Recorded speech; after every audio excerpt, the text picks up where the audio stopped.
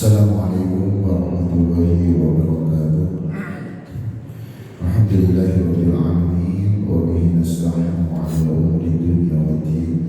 Wassalatu wassalamu ala asyrofil anbiya'i wal mursalin sayyidina wa maulana Muhammadin wa ala alihi wa sahbihi ajma'in. Rabbi shrah li sadri wa yassir li amri wa hlul 'uqdatam min lisani yafqahu qawli. Subhanaka la ilma lana illa ma 'allamtana innaka antal alimul hakim. Alhamdulillah Allah Subhanahu wa ta'ala. Pertama kita bersyukur kepada Allah Subhanahu wa ta'ala atas segala nikmatnya yang telah diberikan kepada kita semua. Di antara itu nikmat kita bisa bersama-sama melaksanakan sholat subuh berjamaah.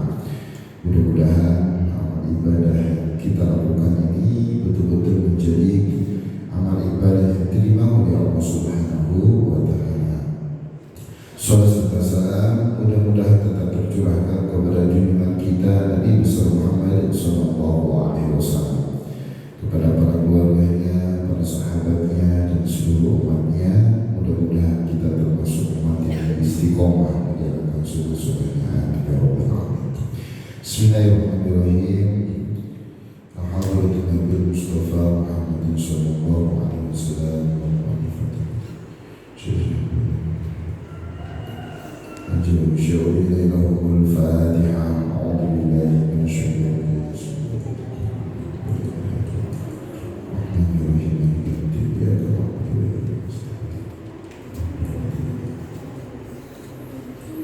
Kita masih tetap di bab 3 maqalah yang ke-8, halaman 10 baris yang ke-10 ya. Bismillahirrahmanirrahim. Qala al-mu'allif rahimahullah wa nafa'ana bihi wa bi mu'allif ad-darin. Wal maqalatu tsaminatu, dan nasihat ke-8 an Abi Hurairah radhiyallahu anhu, dari sahabat Abi Hurairah radhiyallahu anhu. Wasmuhu Abdurrahman bin Suhr, dan nama beliau itu aslinya Abdurrahman bin Suhr. Annahu qala Nabi sallallahu alaihi wasallam, Nabi Muhammad sallallahu alaihi wasallam bersabda, "Thalathun munjiyatun," 3 hal yang menyelamatkan. Ai mukhlisatun li sahibiha minal adabi, yakni yang menyelamatkan bagi pelakunya atau bagi pekerjanya, menyelamatkan dari siksa. Wa thalathun muhlikatun, dan 3 hal yang mencelakakan. Terus kemudian ada wathalathun derajatun, 3 hal yang akan mengangkat derajat.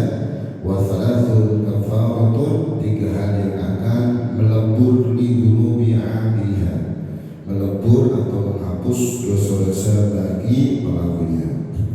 Kemarin sudah disampaikan ya, amal munjiyatu, adapun 3 hal yang menyelamatkan ya. Yang pertama, fa khasyatullahi ta'ala fi sirri wal alaniya, yaitu takut kepada Allah dalam kondisi lagi sepi, lagi rahasia, secara rahasia atau terang-terangan.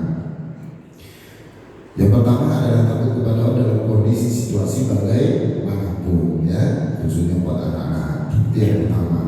Yang kedua, wal qasdu fil faqri wal ghina. Nah, ini yang akan kita sampaikan ya. Ayat tawassuki fil ma'isyati bi alla yujawiz fiha al-hadda wa radiya bidzalika.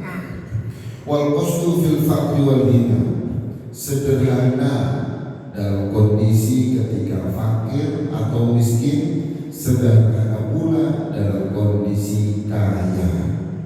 Ayat tawassuki yakni tengah-tengah di dalam kehidupan, yakni dengan tidak melampaui batas atas batasan dalam kehidupan, dan ridho terhadap bidzalika, hal tersebut, yakni tengah-tengah dalam segala hal. Jadi ketika kita dikasih fakir, dikasih miskin pun kita sederhana, dikasih kaya juga sama Allah, kita tetap hidup sederhana. Dengan kesederhanaan inilah maka merupakan sesuatu yang menyelamatkan bagi kita. Memang dalam Al-Quran sudah jelas bahwa kita itu memang dilarang untuk berlebihan. Ya bani Adam khudhu zinatakum inda kulli masjidin wa kulu washrabu wa la tusrifu innahu la yuhibbul musrifin. Wahai Adam, pakailah pakaianmu yang indah setiap memasuki masjid.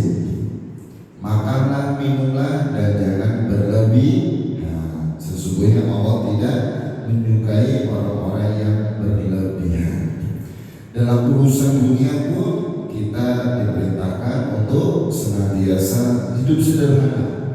Sebagaimana Rasul seseorang yang kaya raya sampai maharnya kepada Siti Khadijah aja 100 unta.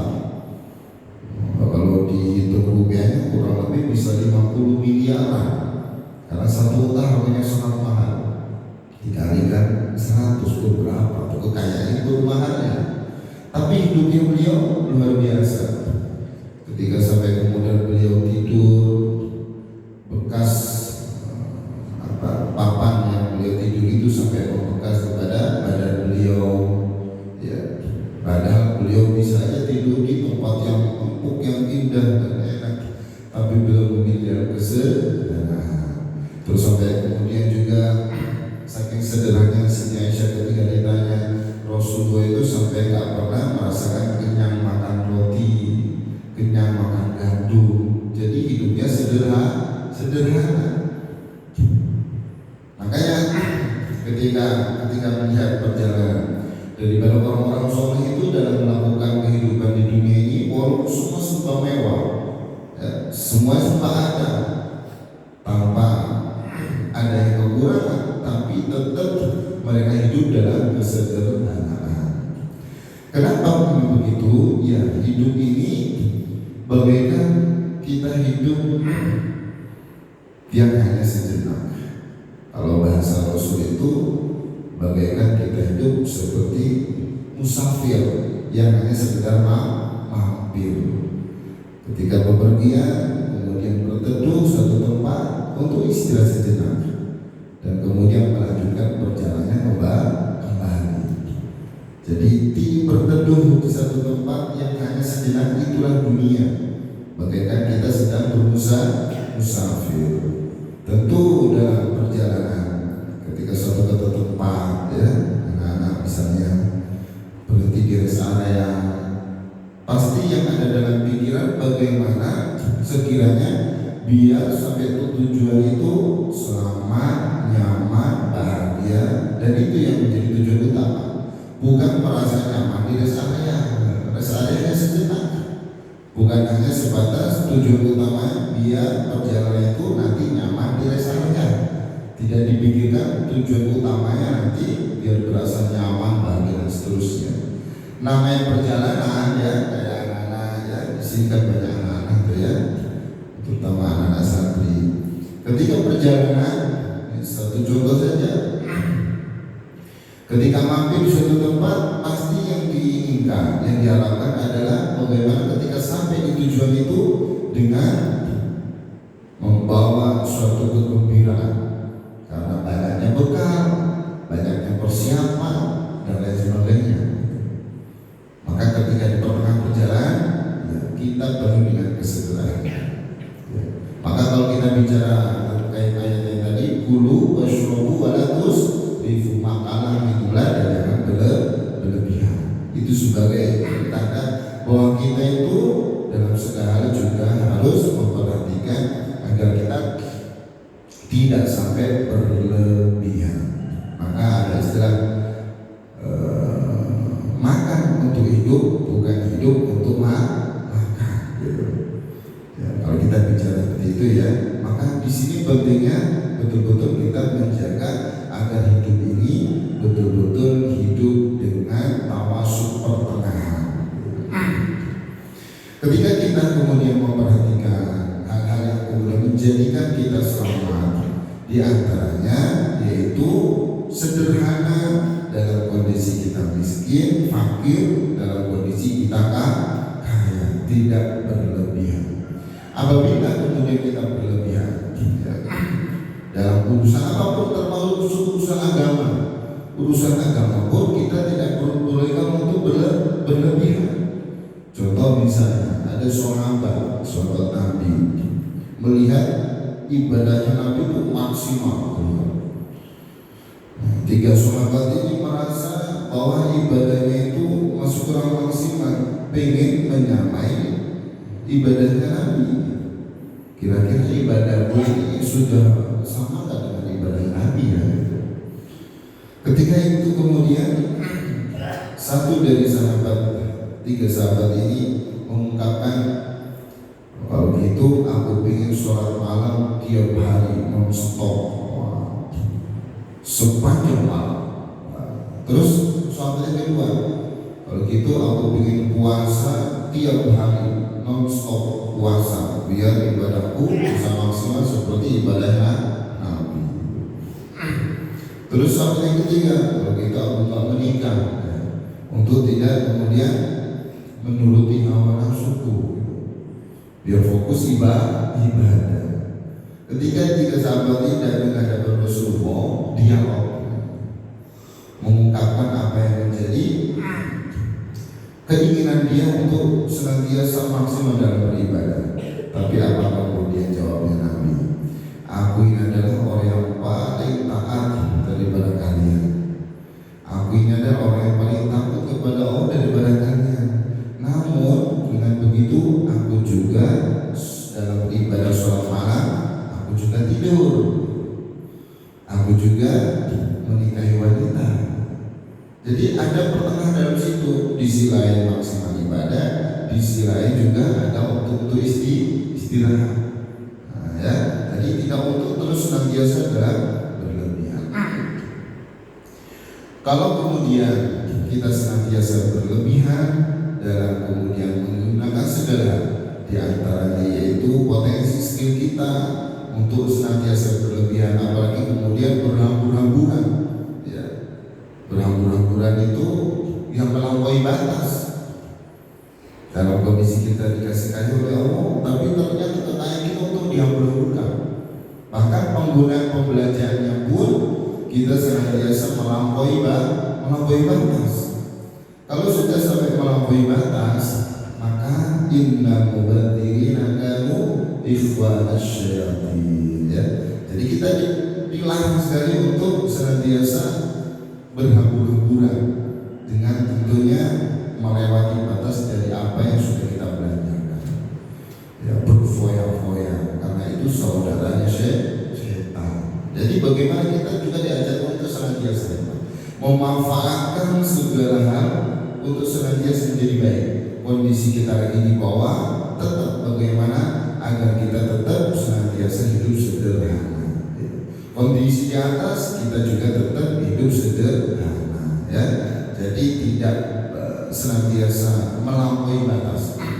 Dalam Al-Quran itu banyak sekali larangan-larangan, perintah-perintah ya kita untuk senantiasa menjauhi dengan yang namanya melampaui batas. Dalam Al-Quran itu ada walladzina idza anfaqu lam yusrifu wa lam yaqturu wa kana baina dzalika qawama. Dan orang-orang yang membelanjakan hartanya dan mereka tidak melampaui batas, mengeluarkan hartanya tidak melampaui batas, terus juga tidak kikir, dan mereka dalam membelanjakan itu ada di pertengahan. Walaupun uangnya banyak, penggunaannya juga tentu ada batasan-batasan. Tidak mudah kemudian dia punya uang banyak, anaknya belum waktunya dibeli motor, masih usia 5 tahun sudah dibeli motor gede, kan lucu ya kan? Anaknya masih usia 10 tahun sudah dibeli mobil gede, ya kan lucu, walaupun uangnya banyak. Ya, anaknya baru usia 1 tahun dibeli HP yang bagus lagi, super bisa, bahkan dibelinya lebih daripada itu karena uangnya banyak, terlalu kelewatan. Jadi seperti itu. Jadi tengah-tengah khairul umur kan gitu ya, sebaik-baik perkara ya sesuatu itu yang di pertengahan. Nah, kemudian kalau kita senantiasa menjaga daripada pertengahan ini, maka itu senantiasa mendapatkan sanjungan dari Allah. Sanjungan bahkan itu merupakan suatu pujian dari Allah ketika kita dalam kondisi situasi bagaimanapun tetap hidup sederhana. Bukan berarti kita nggak boleh berpakaian bagus, berpakaian rapi, terus kemudian melakukan suatu hal yang kemudian bisa menjadikan itu bagian daripada ibadah, tidak. Tapi itu tetap dalam suasana kita dalam kesederhanaan. Tetap melakukan pakaian rapi, justru malah diberitahu pakaian bagus-bagus tapi tidak melampaui batas. Kita punya banyak berlian misalnya, dipakai semua berliannya, ya semua jari diisi berlian, ya semua tangan pergelangan diisi berlian, melampaui batas. Walaupun beli banyak itu misalnya. Jadi itu hidup kesederhanaan sangat penting. Kenapa? Ya karena ketika sudah terlatih dengan kesederhanaan, maka tentu akan menjadikan seseorang itu akan mudah untuk merasakan yang namanya sifat qanaah, menerima apa adanya. Dengan kesederhanaan itu melatih kita hidup untuk senantiasa qanaah, menerima apa adanya dan selalu bersyukur pada Allah Subhanahu wa Ta'ala. Nah, inilah pentingnya ya. Kalaupun misalnya kita mau memakai ini, mau memakai itu, termasuk semua itu ada batasannya. Kalau begitu ada, maka tentu ada batasan-batasan tertentu dalam pemakaiannya. Nah, ini penting ya. Terus kemudian wal-ahlu fil ridha wal ghadabi bi ayyi yadhura lillahi wa yuradu li ridho. Nah, ini penting juga. Dan yang ketiga, adil dalam kondisi kita ridho dan marah. Kalau kita melakukan suatu hal yang berkaitan dengan kebijakan, ya, aturan dan lain-lain, yang itu sifatnya untuk menunjukkan keadilan kita. Dalam kondisi kita senang, kondisi kita marah, harus tetap stabil keadilan kita. Gak boleh saat kita senang baru adil, saat kita marah gak adil. Ya. Apalagi kemudian karena kita disogok, ya, terus kemudian yang harusnya itu kita bilang A, karena disogok akhirnya bilang ke B. Nah, itu contohnya ya. Ketika kita kemudian kondisi marah, berubah keadilan kita. Ketika kita kondisi itu, berubah pula kebijakan atau keadilan kita. Maka dalam kondisi kita marah, dalam kondisi kita itu harus tetap adil. Seperti anak-anak di sini ya. Ketika kondisi lagi senang, kondisi lagi marah, tetap harus adil. Adil itu yang dimaksud dengan apa?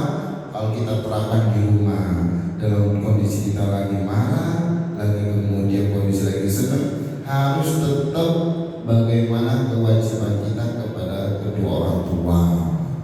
Bagaimana kewajiban kita tetap kepada teman-teman kita, kepada saudara-saudara kita, tetap sesuai aturan yang Allah berlakukan.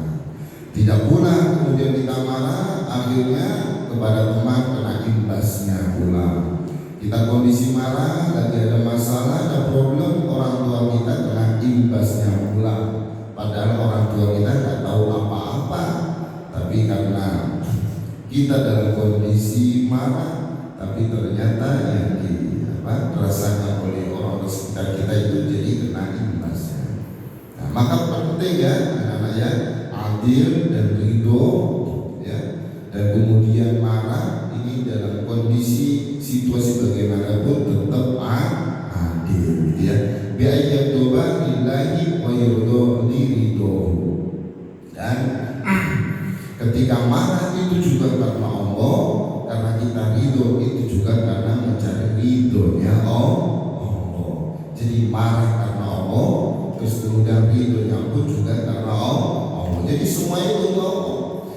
Ketika kemudian marah karena Allah, maka itu akan muncul dengan yang namanya ketegasan.